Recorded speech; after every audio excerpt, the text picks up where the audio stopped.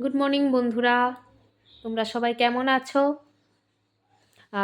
এতদিন আমার ঠাকুরঘর দেখেছিলে যে এখানে আমি পূজা দিই। তো আজকে থেকে আমার ঠাকুর উপরে শিফট হচ্ছে। তোমরা দেখো কি করে আমি সব কিছু করি। আমার গোপাল সোনা চলে যাচ্ছে ওর নতুন ঘরে, বাকিরাও আস্তে আস্তে চলে যাবে।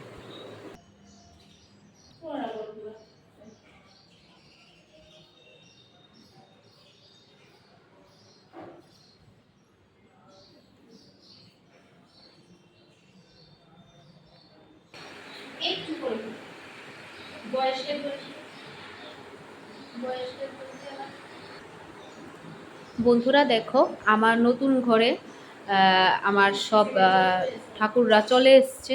আমি সবাইকে তাদের জায়গা মতো বসিয়ে দিয়েছি। এখন